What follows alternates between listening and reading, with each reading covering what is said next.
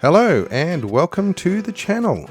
So today we're off to find a lighthouse, explore a shipwreck and just enjoy the beautiful waterways of the Sandy Strait. So stay tuned. Hello world, wake me up to another good morning, time to go. Oh, we are all looking for adventure. We are all looking for adventure. We are all looking for adventure. We are all looking for adventure. We are all looking for adventure. Alright, so we're just heading out today for a bit of an explore. We're thinking we'll head to Big Woody and have a look at the lighthouse. We haven't been there before. It's a fairly rocky beach. We've slowed down at that beach before and had a bit of a look. We haven't actually anchored there. It looks pretty rocky, so we're going to try and do that as the tide's coming in, just so it doesn't drop and we end up on the rocks with the skis. Then we're thinking we'll probably head down to Garry's Anchorage, have a bit of a look there, and then maybe back to Kingfisher, for a beer or lunch, just depending on how the time and the weather's going.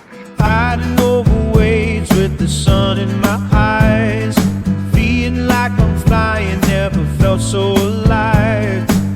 Ocean breeze whispers secrets to the shore. Adventure calls me, begging me for more. The horizon stretches, calling out my name. I'm chasing freedom with no rules. So we've stopped in here at Big Woody to have a bit of a look at the lighthouse. We anchored up, very rocky, but the tide's coming in, so we think we should be okay. High tide in about an hour and a half. Looks like there's a couple of these signs along Big Woody,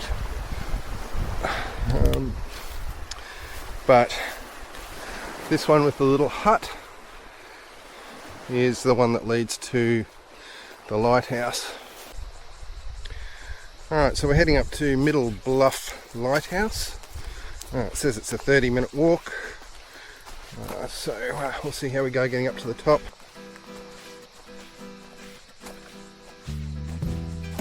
Even though the sign said it was a 30-minute walk, it literally just took us 15 minutes to reach the top.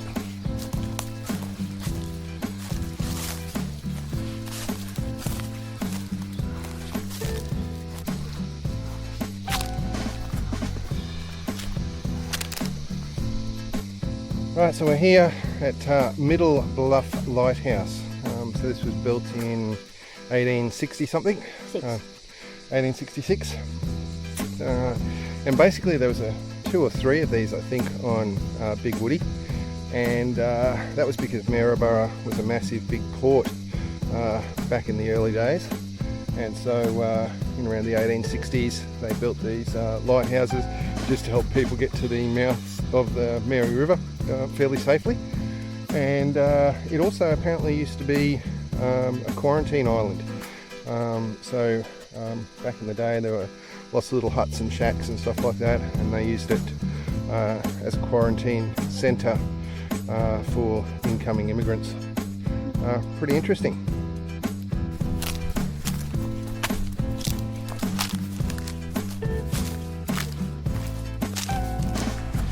It's a pretty good little walk.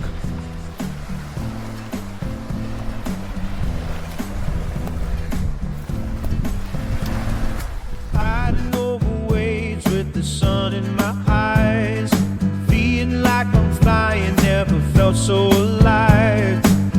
Ocean breeze whispers secrets to the shore. Adventure calls me, begging me for more. The horizon stretches, calling out my name. I'm chasing freedom with no rules and no shame. On the water, feeling so free. This is my moment, just to see me. Nothing can hold me, nothing can stop. Riding these waves, taking it to the top. Smashing through the currents, feeling wild and true. So we hadn't made it as far south as Garry's Anchorage before, and we didn't even know this Stewart Island had a little settlement of houses and an eco lodge. It looked like a beautiful little secluded spot for fishermen. So currently we are at Garry's Anchorage. Beautiful little spot. Just anchored up, nice white sand here. It's pretty much high tide, I think.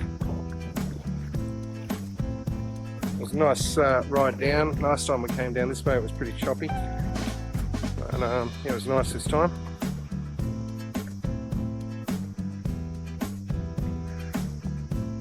Yeah, so this is like a nice little flat area, so we have seen people camp here before.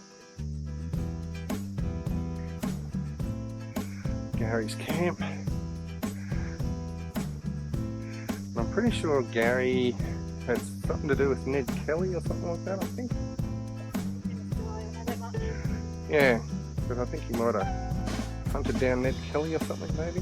Can't quite remember the story.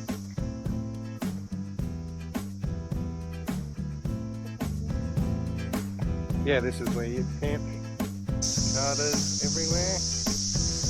And here's some cicada shells. Up on the edge of the wood.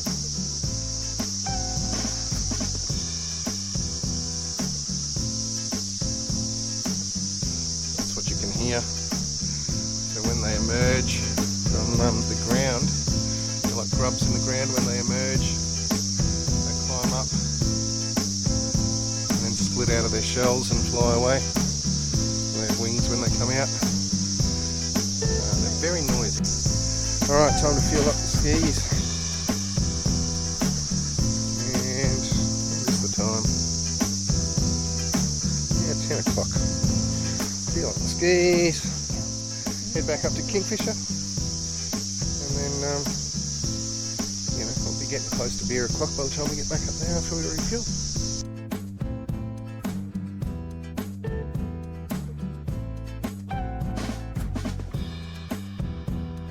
So in the mid to late 1800s and early 1900s, Fraser Island was logged quite heavily for its timber. We decided to have a look in Deep Creek, which was the location of an old logging camp. You can actually see the pylons where the old wharf used to be. As we travelled up the creek, we came across the wreck of the SS Palmer. Now this ship used to transport gravel from Big Woody, where we went and saw the lighthouse, over to the mainland at Urangan. It was also used later on as a logging barge before, I think it was sometime in the 1940s, it was abandoned here in Deep Creek.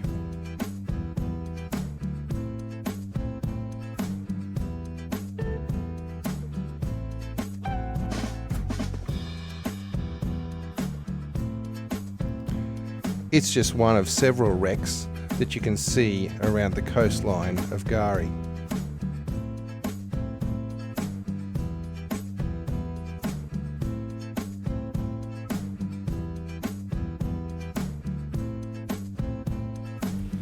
If you're enjoying our videos, make sure you hit that like button. Don't forget to subscribe and get notified so you find out where we're off to next. A little further up the coast is McKenzie's Jetty. Now this is the remnants of an old sawmill.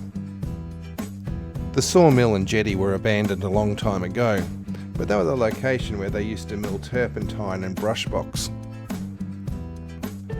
There was even a tram line at some point in time. All of this European settlement would have had a massive impact on the traditional custodians of the land, the Butchulla people.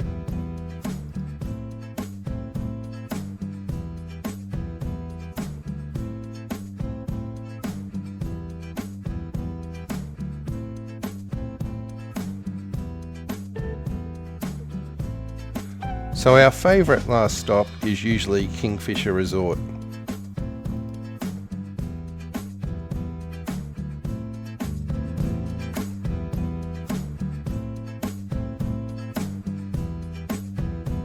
It's a great place to anchor up and head into the Sandbar for a cold drink and something to eat.